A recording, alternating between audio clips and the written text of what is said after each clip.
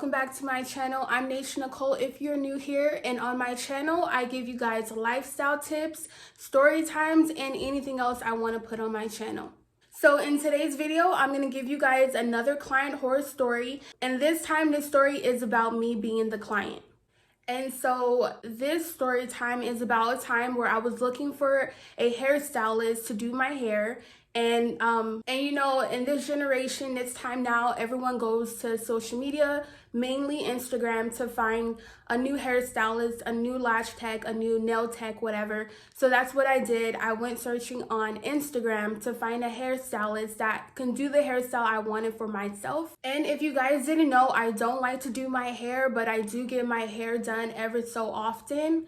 And so let me continue with this story. So I'm on Instagram, you guys, and I'm searching for this hairstylist to do this certain type of hairstyle that I wanted, which the hairstyle is a low extended ponytail, which an extended low ponytail is basically your hair slicked back in a ponytail, and you get tracts of hair and you wrap your ponytail with those tracts of hair, and so it makes your hair super long and glamorous. And you know, I wanted someone to do that for me, and so that's the type of hairstyle I was searching for on Instagram. Which honestly, you guys, I probably could have done that hairstyle myself. It's like very simple, but again, I don't like to do my hair. And so I was like, I'd rather pay someone to do it, whatever. And so I find this lady, this hairstylist on Instagram, and I find her page. I'm scoping out her page, looking at all her work. Her work looks decent, it looks good, you know. So I'm like, okay, let me book with this lady. So I message her, see her availability and how much it would cost and whatever. Boom. So yeah, I'm waiting for my appointment at this point. So now it's the day of my appointment, and so she messaged me her address the same day, which is fine. So I put her address in Google Maps, you guys, and I realized, one, her place is like 35 minutes away from me, and I live in an area where everything is like 15 minutes away. So I was like, okay, fine, whatever, let's see how she does. And then two, I realized that homegirl like lived in like the rougher parts of the area that I live in, which is like, I guess you can call it the hood, the ghetto. So I was like, okay, whatever, let's try it. Let's give her a try. So now I'm like, okay, I've already booked this appointment with this lady. Yeah, she's like 35 minutes away from me, and the bitch is in the hood.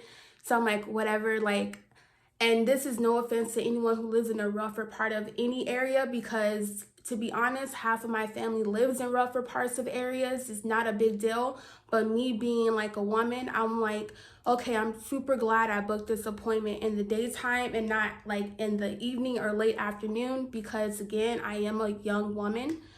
So yeah. So I arrive at her place, realizing again, this is a service that I'm getting at someone's house or apartment or whatever, which, just to put it out there, you guys, this was a couple years ago. Right? And so anyways, I text her when I'm outside of her house, like, hey girl, I'm here. So she comes out and she meets me, and then we go inside her place. Now the only people who were in her place were her and her baby, and her baby was younger than a year. Like, he was crawling. Yeah, like he was crawling, but he wasn't like a super newborn baby. So she has this whole setup of where she has her hair supplies, a chair, a light, whatever.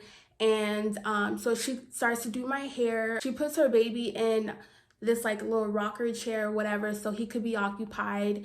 And I'm just thinking to myself, like, okay, whatever, like maybe she didn't have a babysitter, like, I don't know.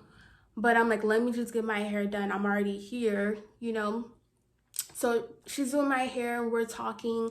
And you guys, I don't know how we got in this conversation. Maybe because I do just like, you know, I feel like anytime I meet someone, like they just feel super comfortable to just tell me their business, which is fine. I think that's a good trait to have. Like, you know, a trait that people feel comfortable enough to just talk to you and vent to you. So anyways, we start talking about her baby daddy, which again, I don't know how we got in this conversation, but she's telling me how she wanted to leave her baby dad, her child's father. She wanted to you know, just be her and her kids. They're having problems and all this stuff, right? And so me, And at the time I was single, like my single ass is over here like, well, girl, leave him then. Like, you know, if you're not happy, leave the situation. And she's all like, well, I can't because I tried before and he's gonna wanna fight me and blah, blah, blah. And I'm thinking like, me being myself, y'all, I was like, well, fight the motherfucker and leave. And if you don't wanna fight him, then stay. Quit complaining, you know? Which I am that friend. Even my homegirls call me like, oh, I don't want to be with my man, whatever, whatever. I want to leave him, but he's going to do this and that. Girl, beat him. Beat him up, girl. Beat his ass, period. So then we continue talking, right, you guys, and her baby starts crying. So she stops for a little bit to make him a bottle, give him a bottle, which I didn't mind because I'm second of 6 kids. Like, I know how it is sometimes being like a mom and trying to work at the same time too. So she gives the baby a bottle, he calms down. We continue talking about her baby daddy and all this other stuff, right? And the baby starts crying again. So now at this point, she's letting her baby cry, which I don't have kids, but I have a lot of siblings. So I don't know if that's just something that mothers do, because if you pick a baby up too much, they may be spoiled. I don't know. But the baby continues to cry. So I'm like, girl, do you want me to pick your baby up? Like, you want me to hold him while you finish my hair? Whatever. So y'all, I picked this baby up, I'm holding the baby, he stops crying because obviously he just wanted some type of attention. And she continues to do my hair, continued to talk about her child's father and their problems. And you know, so now I'm holding this baby who's drinking his bottle, and she's doing my hair, and I'm listening to her rant over her relationship.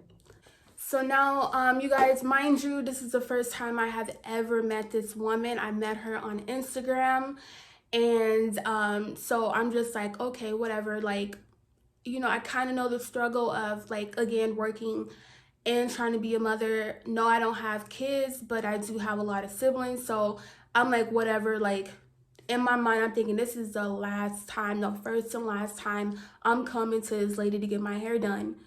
So, yeah, so cause one, bitch, I'm in the hood, and 2, I'm being a babysitter for my hairstylist, and 3, you ranting about somebody I don't give a damn about, you know?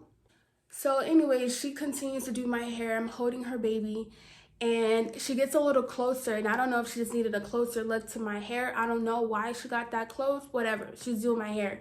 And y'all get a whiff of either a Budweiser or a 40, like a beer. And yes, I know the difference, but yeah, I get a whiff of beer and I'm just like, oh, hell no. Like, she needed to hurry up and do my hair so I can get the here, period. Because obviously she's not in her right state of mind where she could service somebody and do somebody's hair. And I don't know if that's just normal for her, but for me to know you the first time, I've never known you, you're not a friend of my family, nothing like that. You not in your right state of mind. And not to sound too judgy, you guys, because I know I'm probably like sounding like I'm judging this woman, but in the past I've had gotten my hair done by family of friends, by my homegirls, by my family, we're all like, you know, getting lit, we're tipsy, and we're having a good time. But again, I just met this lady through Instagram for the first time. She's a stranger to me. None of my family members know her. I don't know her. She wasn't a friend of a friend. So I'm just kind of like, okay, let me make it out safe out of here and never come back to this lady, because that was a lot for the first time of you doing my hair. So cool, she finishes, I pay her, and then I leave. So now, you guys, it was the next exact day or the day after that where I'm like in the club with my girls having fun. Mind you, this was a couple years ago when I used to party a lot and used to get lit all the time. Now I don't. So yeah, I'm in the club with my girls. We're getting lit, having fun on the dance floor, and I'm just doing my thing with my girl. And my homegirl's like turns to me, she grabs me, she's like, Naysha, like, your track is showing, like, in your ponytail. And I'm just already tipsy, and I'm looking at her like, girl, I don't care, whatever. And I continue dancing, y'all.